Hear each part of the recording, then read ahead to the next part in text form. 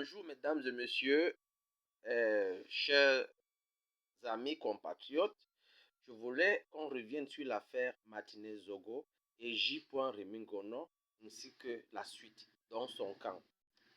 Alors, je voudrais d'abord, moi je parle en tant que Camerounais lambda qui a tout écouté et qui a vu à peu près, qui a analysé ce qui est en train de se passer. Alors, quand on écoute premièrement ce que J. Remingono avait dit, soi-disant qu'il avait averti Martinez Zogo qu'on voulait le tuer et qu'il fallait qu'il reste chez lui à la maison s'il devait être protégé. Alors, Martinez Zogo ne reste pas à la maison. Quand il quitte son lieu de service, il veut aller se réfugier ailleurs. Pourquoi? Parce qu'il sait déjà qu'on va le tuer. Et qui donne l'information qu'on va le tuer? Ça ne peut être que quelqu'un de son propre camp. Jupon Remingono est au courant de tout parce qu'il est en réunion avec les membres de son clan qui font toutes ces choses-là. Alors, ils passent, ils mettent le feu et ils viennent jouer les sapeurs-pompiers. Et lui, il est le premier à faire comme s'il était un pédant, comme s'il était un grand Manitou qui connaît tout en bien et en mal. Alors, c'est son propre camp, le camp de J. Remingono, le camp qu'il supporte. C'est ce camp qui a tué son ami Martinez Zogo, parce que c'est ce camp qui lui a donné les informations à deux. Alors lui, il voulait que Martinez soit chez lui pour être tué. Mais on se pose une question. Pourquoi Martinez fuit? Il fuit sa maison pour aller se réfugier chez l'un de ses amis. Sûrement, il savait que si c'est chez lui qu'on le tue, ce sera un carnage. Pourquoi on allait le tuer, tuer ses enfants et tuer sa femme? Puisque sa femme était au courant de certaines choses qui ne devaient pas sortir.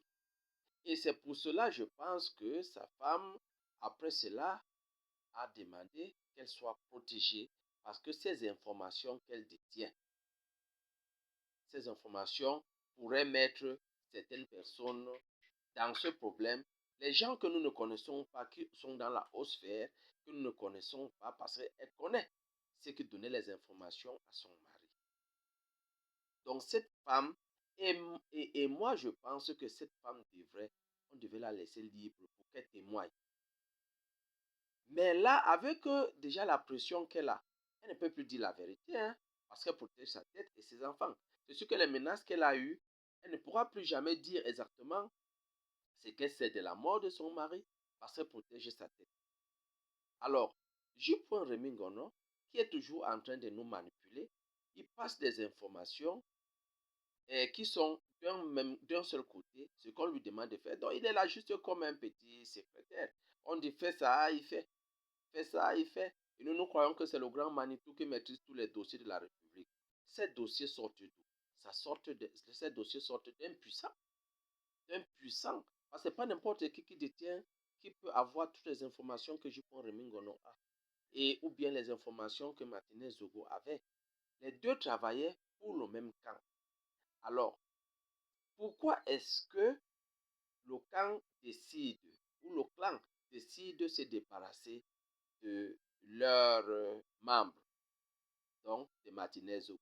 C'est la question que nous devons nous poser. Pardon. Voilà.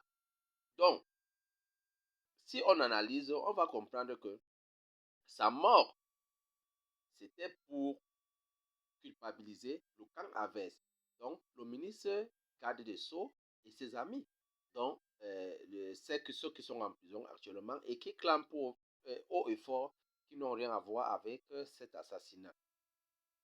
Donc, déjà, la justice camerounaise, pardon, la justice camerounaise ne les a pas condamnés pour avoir tué Martinez Zogo, mais d'avoir participé à son enlèvement. Donc, on doit comprendre qu'il y a quelque chose dans cette histoire qui est caché et qu'on ne veut pas nous dire. Je ne comprends pas pourquoi la justice n'arrive pas à faire la lumière dans cette affaire. Ça veut dire que nous, le Camerounais lambda, nous sommes manipulés. Et nous ne savons pas jusqu'où ce plan peut arriver. Le plan d'avoir tué Martinez Zogo, nous ne savons pas jusqu'où ce plan doit arriver. Et il y a des choses qui sont bizarres dans cette affaire. On arrête, par exemple, Maxime Eko, qui est le directeur des services extérieurs de renseignement. Simplement pour les témoignages de Danwe qui dit que c'est lui qui avait donné l'ordre. Mais pourquoi la justice n'a pas demandé les preuves? Est-ce qu'il suffit qu'un criminel vous cite pour qu'on vous mette en prison sans preuve? Est-ce que c'est donc ça la justice? Point d'interrogation. Moi, je n'ai rien à faire dans cette affaire, hein, mais je parle comme observateur parce que nous sommes tous des Camerounais. Nous avons le droit de donner notre opinion, même si cette opinion n'est pas du tout partagée, mais je pense que je donne mon opinion. Alors, ça ne devait pas être le cas. Et regardez un peu J. Remingono, quand il cite les gens dans cette affaire, il nous embrouille. Il peut prendre d'autres affaires. On sait que les Camerounais, ces Camerounais-là, ces gens-là n'ont pas les mêmes propres. Mais si on est sur l'affaire Martinez, lui, il est parti prendre d'autres affaires à venir ajouter pour incriminer ceux qui sont cités. Pour nous montrer, nous, les Camerounais, que ces gens ne sont pas propres. Mais qu'est-ce qu'il nous a dit réellement sur la mort de Martinez par rapport à ceux qui sont accusés? Rien du tout. Il est parti citer d'autres crimes qu'ils ont commis. Donc on les condamne donc sur les autres crimes, mais pour ce crime, nous voulons, pour le crime de Martinez, nous voulons que les vrais coupables soient cités. C'est ça qui est important. Et c'est ce que nous voulons. Pas qu'on nous embrouille avec les idées. Jupon n'est pas sérieux. Il n'est pas du tout sérieux. Parce qu'il cherchait à manipuler l'opinion publique. Ne croyez même plus à ce qu'il dit. Il faut que les Camerounais soient éveillés parce que nous ne savons pas à quoi cela rime demain. Faisons très attention avec ce que nous entendons, avec ce que nous voyons. Parce que ces gars sont en train de nous manipuler. On nous fait croire quelque chose et finalement, au début, moi-même j'étais convaincu qu'on avait arrêté les vrais coupables de cette affaire. Mais quand nous observons, nous écoutons ce qui passe tout autour de l'affaire, on comprend que les vrais assassins sont dehors. Et quel était le but d'assassiner Don Martinez Zogo? Ce n'était pas simplement de le tuer. Non, moi je pense qu'il y a un plan qui est derrière cette affaire. Et ce plan peut-être a été arrêté ou est encore en train d'être mis en exécution. Mais celui qui se cache derrière cette affaire, il faut qu'il puisse être mis à nu. Sinon, cette affaire ne pourra jamais, jamais finir. Et peut-être ce n'est que le début du commencement de ce que nous allons vivre demain. Donc, faisons très attention à ce qui est en train de se passer et essayons d'être vigilants sur ce que nous écoutons. Mais ce Jupon Remingono, je vous le répète, ne l'écoutez plus. C'est un oiseau de mauvaise augure. Tout ce qu'il nous raconte, c'est des bobards, c'est des histoires. Je ne supporte aucun camp, mais j'observe et j'écoute ce qui est en train de se passer. Donc, et je ne voudrais pas vraiment que nous soyons manipulés. Et je ne suis pas le seul à le penser, hein. C'est ce que beaucoup de Camerounais pensent actuellement. Qu'il y a quelque chose qui est caché dans cette affaire et qu'on ne veut pas du tout chercher vraiment le fond. On va tourner, finalement, on va classer l'affaire, on n'a pas trouvé l'assassin. Mais non, moi, on me donne cette affaire, je vais me retourner carrément du côté de celui qui filait les informations à Martinez et qui file les informations à J.P. Remingono. J.P. doit être auditionné. Il doit même aller en prison. Parce que il dit tellement de choses, il est en train de mettre en un autre pays à l'étranger. Comment, moi, j'ai jamais suivi ça dans un pays où quelqu'un se met là, il raconte des histoires, des dossiers d'un pays, comme si c'était... Et les Français acceptent ça parce qu'ils sont toujours contre le Cameroun. Si la France était un ami du Cameroun, ils auraient déjà livré Jupon et on aurait déjà retiré son passeport, lui dit, tu rentres dans ton pays pour aller rendre compte, parce que tout ce que tu dis, ce n'est pas sérieux, que tu sois en train de diffamer et dire des choses sur ton pays, même s'il y a des réalités dedans, il y a des choses qu'il ne doit pas dire comme ça en public, qu'il ne doit pas dire. Oh, beaucoup de gens l'écoutent. Il est devenu une star dans les médias. On écoute beaucoup. Mais c'est des foutaises. On n'écoute que des histoires. Donc, arrêtons de faire confiance à ce Jupon Remingono et vraiment jetons des pierres à ce garçon pour qu'il se taise, pour qu'il arrête de mettre notre pays à nu comme ça. Nous savons que le pays traverse des crises et que les Camerounais ne sont pas sérieux, qu'il y a beaucoup de choses qui se passent. Mais ce n'est pas comme ça qu'il faut mettre des choses à nu. Même Martinez dont on parle, c'est vrai, il n'était pas sérieux.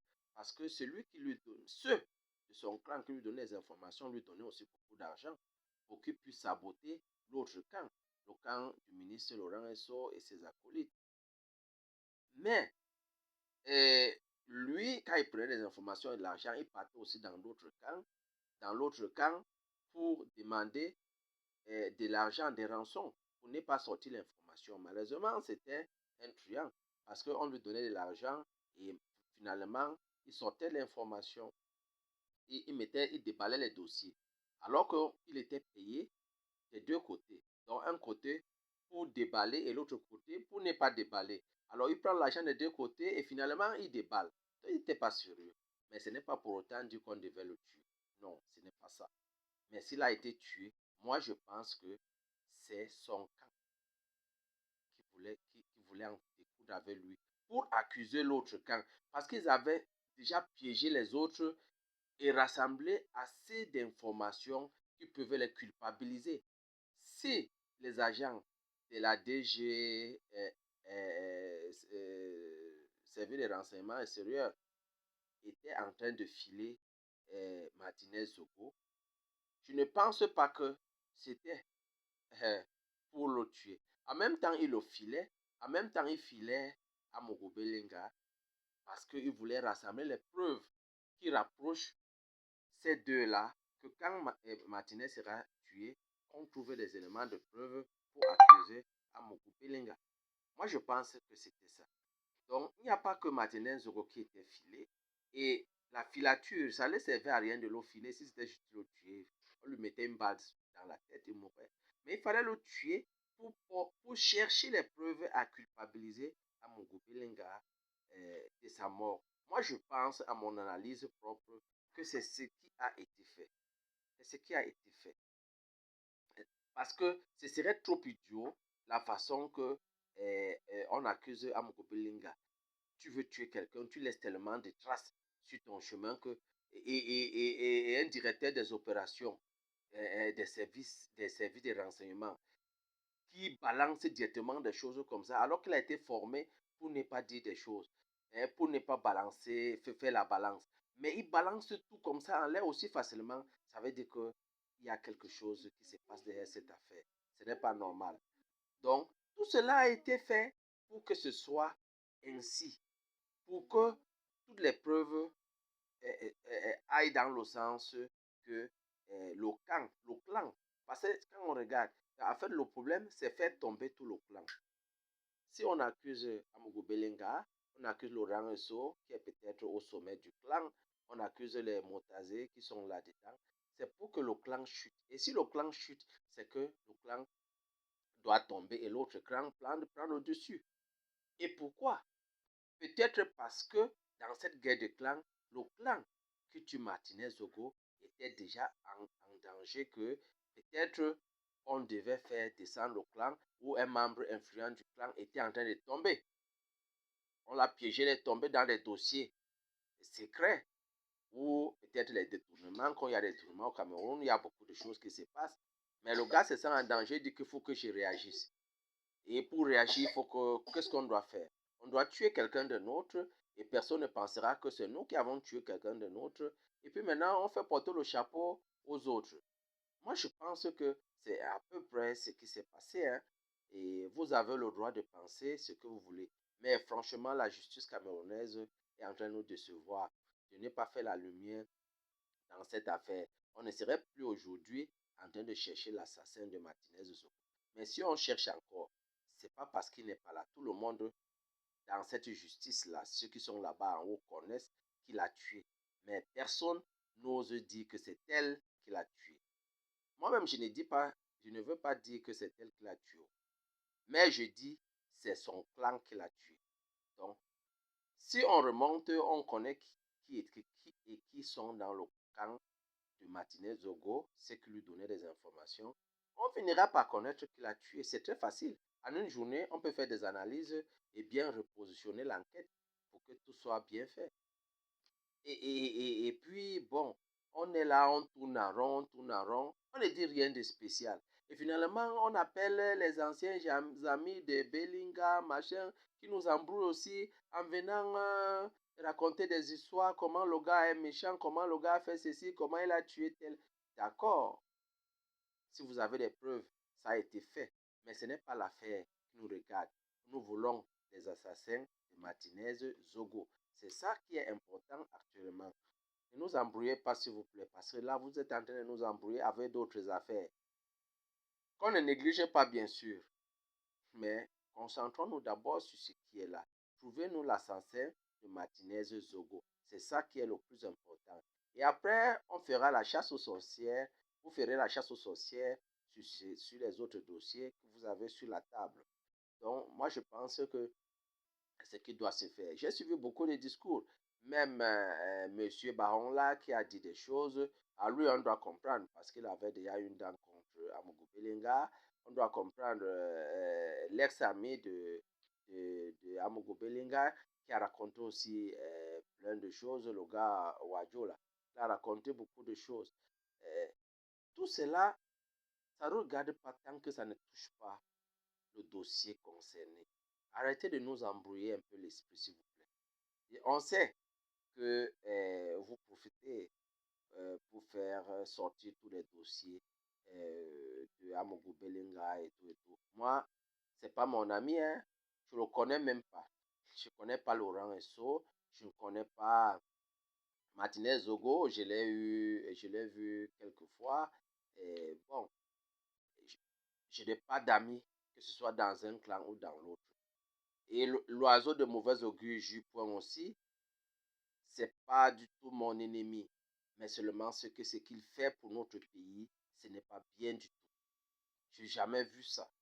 Quelqu'un qui déballe son pays comme ça, les affaires de son pays, comme s'il était dans la cuisine de sa mère. Il faut même comprendre que ce gars, si les Français lui ont fait un lavage de cerveau pour qu'il devienne ce qu'il est devenu, franchement, ce gars, il ne nous fait pas plaisir du tout.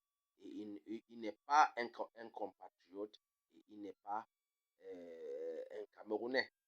Parce qu'un Camerounais ne ferait pas ce qu'il est en train de faire là. Il n'est pas du tout, pour moi, c'est pas une star. C'est pas une star. Parce que les gens considèrent déjà qu'il est devenu peut-être comme un prophète qui dit des choses. Ceci. Je dis qu'il doit être auditionné. Ce gars doit aller en prison. Chipon Remingono doit aller en prison. Il doit lâcher tous les balles. Il doit lâcher tous les balles. Il doit dire la vérité. D'où lui viennent les informations. Et c'est là où le vrai problème doit commencer. Alors, je vous remercie pour votre écoute et je crois que nous allons continuer dans le même sens. Et merci, au revoir. Bye.